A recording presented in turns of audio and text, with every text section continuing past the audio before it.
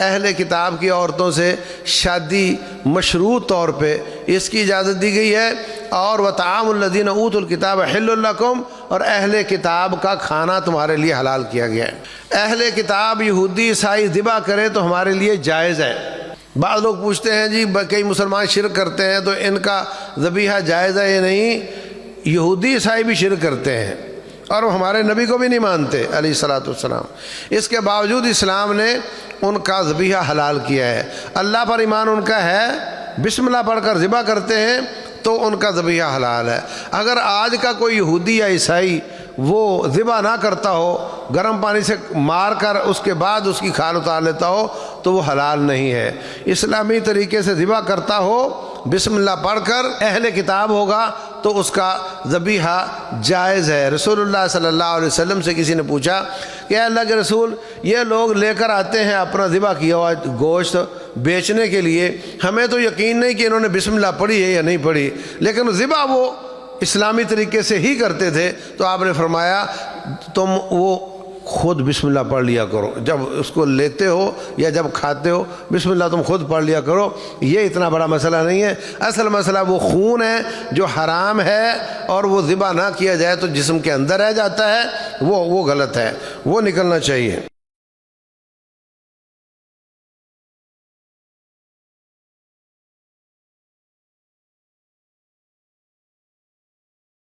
الحمدللہ والصلاة والسلام علی رسول اللہ وعلی آلہ وصحبہ ومن والہ وبعد۔ آج 5واں پارہ ہے، اس میں شروع میں اللہ تبارک و تعالیٰ نے، جیسے کل میں نے عرض کیا تھا کہ چوتھے پارے کے آخر میں وہ رشتے ذکر کیے ہیں جو مستقل حرام ہیں۔ یہ 7 رشتے ہیں، اور جو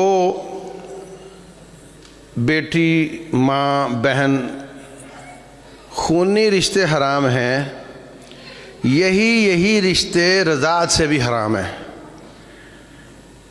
اس بات کو سمجھیں، آپ کی بیوی کا دودھ پیا کسی اور بچے نے 2 سال سے پہلے، 2 سال کی عمر میں یا اس سے کم عمر میں، 2 سال کی عمر کے بعد نہیں، کسی بچے نے آپ کی بیوی کا دودھ پیا کم از کم 5 دفعہ، اپنی مرضی سے چھوڑا،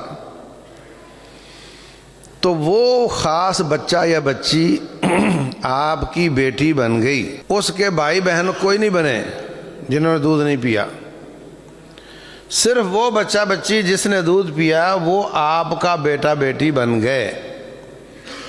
آپ کی ذاتی اولاد کے جو رشتے تھے وہی اس کے ہو گئے۔ آپ اس کے ماں باپ بن گئے، آپ کی بیٹی اس کی بہن بن گئی، آپ کا بیٹا اس کا بھائی بن گیا، آپ کی بیوی کی بہن اس کی خالہ بن گئی، آپ کی بہن اس کی پھوپھی بن گئی۔ تو جو رشتے مستقل حرام ہیں وہی سیم رشتے دودھ پینے کی وجہ سے رضاعت کے ساتھ حرام ہو جاتے ہیں۔ رضاعت کا قاعدہ یہ ہے کہ 2 سال سے کم عمر ہو اور کم از کم 5 دفعہ پیے تو وہ بچہ بچی گویا آپ کے گھر میں ہی پیدا ہوا ہے۔ جو رشتے آپ کی حقیقی اولاد پر حرام تھے وہی رشتے سارے اس پر حرام ہو جائیں گے۔ سمجھ آ گئی بات کی؟ اس کے بعد اللہ تعالیٰ فرماتے ہیں والمحصنات من النساء، اور وہ شادی شدہ عورتیں بھی آپ پر حرام ہیں۔ جس کی ایک بار شادی کسی سے ہو چکی ہے، اس کے نکاح میں ہے، اب وہ سارے دنیا کے مردوں پر حرام ہے۔ اس کے بعد اللہ تبارک و تعالیٰ نے 29 نمبر آیت اور اس سے آگے لوگوں کا مال باطل طریقے سے کھانے کو حرام قرار دیا ہے۔ آج صورتحال یہ ہے، رسول اللہ صلی اللہ علیہ وسلم فرماتے ہیں ایک زمانہ آئے گا لوگ اس بات کو سوچیں گے ہی نہیں کہ میں جو کھا رہا ہوں یہ حلال ہے یا حرام ہے، اور قیامت والے دن اللہ کے سامنے جو سوال کیے جائیں گے ان میں ایک سوال یہ ہوگا کہ تم نے کیسے کمایا، اور دوسرا ہوگا کہ تم نے کہاں خرچ کیا۔ تو ہمیں اس کا خیال رکھنا چاہیے۔ 31 نمبر آیت اور اس کے بعد اللہ فرماتے ہیں کہ کبیرہ گناہوں سے بچو، ان تجتنبوا کبائر ما تنہون عنہ نکفر عنکم سیئاتکم، کبیرہ گناہ وہ ہوتا ہے جس پر یا سزا مقرر ہو یا دھمکی مقرر ہو. یہ کام کرو گے جہنم میں جاؤ گے، سزا تو نہیں ملی اس کو مگر دھمکی ہے کہ آخرت میں جہنم میں جاؤ گے. تو جس جس کام پر یا دھمکی ہو یا سزا مقرر ہو، چوری کرو گے تو ہاتھ کٹے گا، سزا ہے، قتل کرو گے تو قتل ہوگا، وہ سارے کبیرہ گناہ ہوتے ہیں. کبیرہ گناہوں کی دو قسمیں ہیں، ایک وہ ہیں جو اللہ تعالیٰ کے حق سے متعلق ہیں اور دوسرے وہ ہیں جو بندوں کے حقوق سے متعلق ہیں. تو یہ جو کبیرہ گناہ ہے یہ جب تک توبہ نہ کی جائے ان کو چھوڑ کر اللہ معاف نہیں کرتا. لیکن جو صغیرہ گناہ ہے وہ وضو کرنے سے معاف ہو جاتے ہیں، وہ نماز پڑھنے سے معاف ہو جاتے ہیں، اور وہ جو یہ جملہ بولے گا اللہ اس کے پچھلے سارے گناہ معاف کر دے گا، استغفر اللہ الذی لا الہ الا هو الحی القیوم واتوب الیہ پڑھے گا، اس کے پچھلے سارے گناہ معاف ہو جائیں گے. اور ہر پیر اور ہر جمعرات کو اللہ تعالیٰ ویسے ہی پچھلے سارے گناہ معاف کر دیتا ہے، مسلم شریف کی حدیث ہے. لیکن جو کبیرہ گناہ ہیں جیسے قتل ہے، جیسے جھوٹی قسم ہے، جیسے شرک ہے، جیسے کفر ہے، جیسے نفاق ہے، یہ جب تک توبہ نہ کی جائے اس وقت تک معاف نہیں ہوتے. 37 سے 39 نمبر آیت میں اللہ تبارک و تعالی ریاکاری اور بخل سے منع کرتا ہے. ریاکاری یہ ہے کہ آپ رب کے لیے عبادت کرو مگر نیت یہ ہو کہ لوگ دیکھیں اور لوگوں سے آپ کو ستائش ملے. اور جو بخل ہے وہ یہ ہے کہ آپ کا دل سخی نہ ہو اور آپ سخاوت نہ کریں، آپ اللہ تعالیٰ کے راستے میں خرچ نہ کریں. یہ دونوں بہت بڑی بڑی بیماریاں ہیں. حضرت ابوبکر صدیق رضی اللہ عنہ صحیح بخاری میں فرماتے ہیں کہ ایو دائن ادوا من البخل، کون سی بیماری ہے جو بخل سے بڑی ہے؟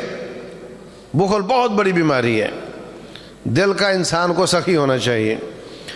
اس کے بعد اللہ تعالیٰ نے جہاد و قتال کی آیات نازل کی ہیں. 77 نمبر سے لے کر 93 نمبر تک یہ جہاد اور قتال کے بارے میں اس میں تحریض اور رغبت دلائی گئی ہے، اور میدان معرکہ میں ڈٹ جانے کا حکم دیا گیا ہے. اور اس میں جو منافقین جاتے نہیں جہاد پر ان کی مذمت بیان کی گئی ہے. جب صحابہ اکرام شہید ہو گئے احد میں تو کہتے تھے اب دیکھا، ہم کہتے تھے نا نہیں لڑو، وہ کہتے تھے مدینہ میں رہ کر لڑو. مخلص صحابہ اکرام کہتے تھے باہر نکل کر لڑنا ہے. احد 3 گھنٹے کی واک ہے مدینہ منورہ سے، وہ کہتے تھے باہر نکل کر لڑنا، یہ کہتے تھے اندر بیٹھ کر لڑنا ہے. تو ان کی مانی گئی. اب یہ واپس آ گئے، 1000 میں سے 300 منافق واپس آ گئے. اور اب جو نقصان ہوا جہاد فی سبیل اللہ میں 70 صحابہ شہید ہو گئے، 70 جو تھے وہ زخمی ہو گئے. تو اس پر وہ پھپتی کستے تھے، کہتے ہم اب سناؤ اچھے رہے ہو، میں نے کہا تھا نا، ہم نے کہا تھا نا باہر نہیں نکلو ادھر لڑو، ہماری تو سنتا ہی کوئی نہیں نا جی. جب امیر کوئی فیصلہ کر دیتا ہے تو ظاہر سی بات ہے وہ سب کی بات تو نہیں مانی جائے گی. ایک آدمی کہتا ہے یہ کام باہر کرنا ہے، ایک کہتا ہے اندر کرنا ہے، اندر بیٹھ کر کرنا ہے. امیر تو ایک ہی مانے گا نا، دونوں تو نہیں مانی جا سکتی. تو پھر اگر ناراض ہونا ہے تو پھر تو کوئی کام ہو ہی نہیں سکتا. مشورہ دے دو، پھر امیر کا انتظار کرو، جس کو وہ پسند کرے اس پر ڈٹ جاؤ، اور یہ نہ کہو کہ میرے مشورے کی مخالفت کی وجہ سے ایسا ہوا ہے. جہاد میں بسا اوقات بعض لوگ غلطی سے قتل ہو جاتے ہیں. حضرت حذیفہ بن یمان رضی اللہ عنہ، ان کے والد یمان، وہ احد کے میدان میں صحابہ اکرام کے ہاتھوں قتل ہو گئے. کیا ہو رہا تھا؟ افراتفری تھی، اچانک حملہ ہوا تھا، غبار تھی، پتہ نہیں چل رہا تھا اپنا کون ہے اس کا کون ہے، منہ ڈھکے ہوئے تھے، کھود پہنی ہوئی تھی لوگوں نے. تو حذیفہ کے والد یمان رضی اللہ عنہ وہ مسلمانوں کے ہاتھوں شہید ہوئے. وہ کہتے میں شور کرتا رہا، میرا والد ہے میرا والد ہے، پر وہاں تلواریں ٹکرا رہی تھی ڈھالوں کے ساتھ، اور اتنا شور تھا کہ کسی نے میری آواز نہیں سنی، اور وہ قتل ہو گئے وہاں پہ. تو اللہ تبارک و تعالیٰ نے قتل خطا کی، یہ جو مارکے میں جاتا ہے اس کا حکم تو الگ ہے. روٹین میں کوئی کسی کو غلطی سے قتل کر دے تو 2 مہینے مسلسل روزے رکھے اور 100 اونٹ دیت دے اس کے گھر والوں کو، اور اگر قتل عمد ہو، جان بوجھ کر قتل کیا گیا ہو، مگر اس کے گھر والے دیت پر آ جائیں تو بھی 2 مہینے کے قاتل جو ہے 2 مہینے کے مسلسل روزے رکھے اور ساتھ دیت دے، کیونکہ وہ دیت پر راضی ہو چکے ہیں۔ اگر راضی نہ ہو تو پھر قصاص ہوتا ہے۔ اس کے بعد اللہ تعالیٰ نے عدل کرنے کا حکم دیا ہے، اور جو اس کے بعد اللہ تعالیٰ نے توبہ اور بخشش اور شرک سے بچنے کی آیات نازل کی ہیں۔ 110 سے لے کر 116 تک مسلمانوں کو توبہ کی رغبت دلائی گئی ہے۔ آخری سورت کے آخر میں پھر ایک دفعہ ایک آیت آئی ہے جو وراثت کے احکام جس میں بیان ہوئے ہیں۔ تو کل 3 آیات ہیں قرآن حکیم میں، جو ایک 10 اور 11 نمبر اور ایک آخری آیت ہے سورہ النساء کی، جن میں پوری وراثت کو اللہ تعالیٰ نے سمو دیا ہے، اور یہ بہت بڑی معجزانہ بات ہے۔ اس کے بعد سورہ مائدہ ہے۔ مائدہ کا معنی ہوتا ہے دسترخوان، جس پر کھانا کھایا جاتا ہے۔ تو بنی اسرائیل نے اپنے نبی حضرت عیسیٰ علیہ السلام سے کہا تھا کہ ہمیں آسمان سے ایک دسترخوان نیچے اتر رہا ہو اور گرما گرم اس میں کھانے ہوں اور بھاپ نکل رہی ہو، یہ میں کہہ رہا ہوں، اور وہ ہمارے سامنے آ کے ٹک جائے اور ہم اس کو کھانا شروع کر دیں، تو ہم اس معجزے کی وجہ سے ایمان لے آئیں گے۔ اللہ تبارک و تعالیٰ فرماتے ہیں یہ کوئی مشکل کام نہیں ہے، وہ کر دیتا ہوں، کر سکتا ہوں، لیکن اس کے بعد پھر تم نہ مانے تو پھر تمہاری ایسی ٹھکائی ہوگی جیسی کبھی کسی کی نہیں ہوئی۔ اور ہمیشہ ایسا ہی ہوتا ہے، اللہ تبارک و تعالیٰ ہر موقع پر معجزے اس لیے نہیں ظاہر کرتا کہ اس کے بعد پھر گنجائش نہیں رہ جاتی، اس کے بعد پھر گنجائش نہیں رہ جاتی کسی قوم کے بقا کی، ان کی مہلتیں ختم ہو جاتی ہیں۔ تو اس صورت میں اس واقعے کا ذکر ہے، اس لیے اس کا نام سورہ مائدہ ہے۔ شروع میں اللہ تعالیٰ فرماتے ہیں کہ جو بھی ایک دوسرے کے ساتھ معاہدہ کرو اس کو پورا کرو۔ معاملات میں آپ نے 2 فریقوں نے یا 2 افراد نے آپس میں جو طے کیا ہے اس کو پورا کرنے کا حکم ہے، اور اس میں دلیل کوئی نہیں چاہیے کتاب و سنت کی، یہی کافی ہے، اوفو بالعقود، کہ آپ اپنے معاہدات کو پورا کرو۔ ہاں جہاں شریعت کی مخالفت ہوگی، اگرچہ دونوں فریق راضی ہوں، وہاں ہم کہیں گے یہ غلط ہے۔ سود کا معاملہ ہے، ایک آدمی پیسے لیتا ہے، دوسرا دیتا ہے، اور وہ کہتا ہے میں سود اتنا دوں گا، دونوں راضی ہیں مگر اسلام راضی نہیں ہے، رب اس پہ راضی نہیں ہے، وہاں اسلام مداخلت کرتا ہے۔ جہاں دھوکہ نہ ہو، فراڈ نہ ہو، سود نہ ہو، وہاں اسلام خاموش ہے، آپ معاہدہ کرو، اور اسلام کہتا ہے اس کو پورا کرو۔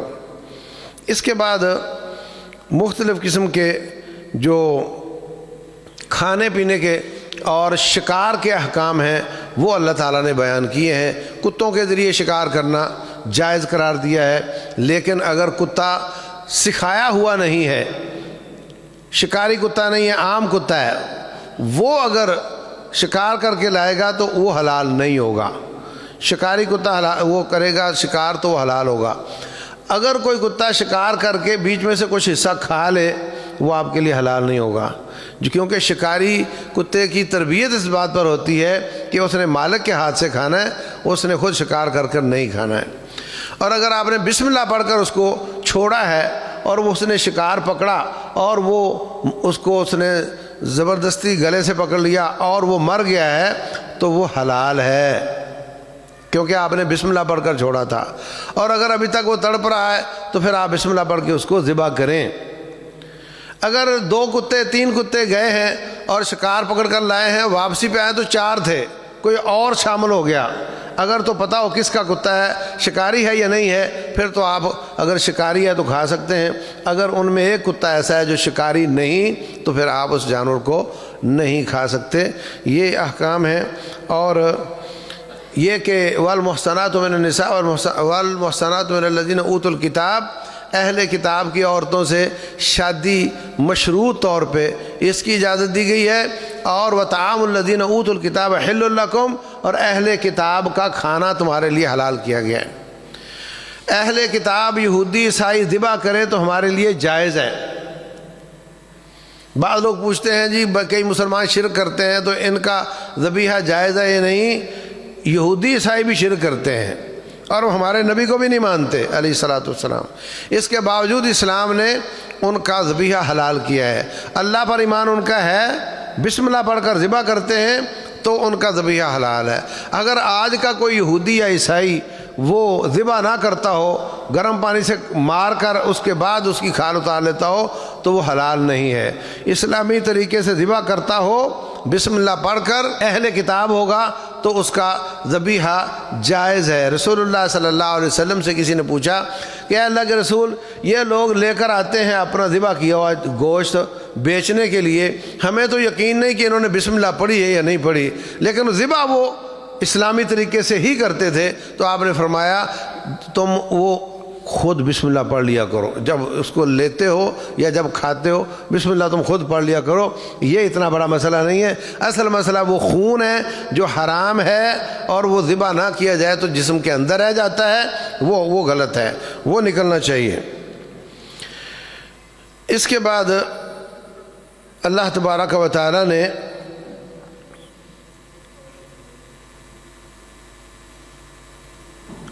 کچھ اور احکام اس کے جو جانوروں کے، اگر آپ نے گولی چلائی ہے بسم اللہ پڑھ کر اور وہ مر گیا ہے تو آپ کے لیے حلال ہے، اور اگر اس کو 2 تیر لگے ہوئے تھے، جانور کو آپ نے بسم اللہ پڑھ کر تیر مارا اور بعد میں اس کے پیچھے گئے، وہ مر چکا تھا اور تیر اس کو 2 لگے ہوئے تھے، تو آپ نہیں کھا سکتے، اس لیے کہ ہو سکتا ہے وہ اس کے تیر سے مرا ہو اور ہو سکتا ہے اس نے بسم اللہ نہ پڑھی ہو۔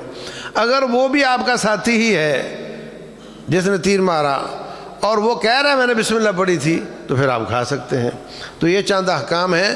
تو خلاصہ اس صورت کے احکام کا یہی ہے کہ اس میں مالی معاملات کا اللہ تعالیٰ نے اس میں عقود اور معاہدے کی پاسداری کا حکم دیا ہے، اور جہاد فی سبیل اللہ اور اپنے فیصلے اللہ تعالیٰ کی طرف لے جانے کا حکم دیا ہے، اور اس میں منافقین کی سازشوں اور ان کے خیالات کو اللہ نے آشکار کر کے مسلمانوں کو ان سے بچنے کی ہدایت کی ہے۔ اور آخر میں جیسے میں نے عرض کیا، یہ کھانے پینے کے احکام بیان ہوئے ہیں۔ اللہ تبارک و تعالی ہم سب کو سمجھنے اور عمل کرنے کی توفیق عطا فرمائے۔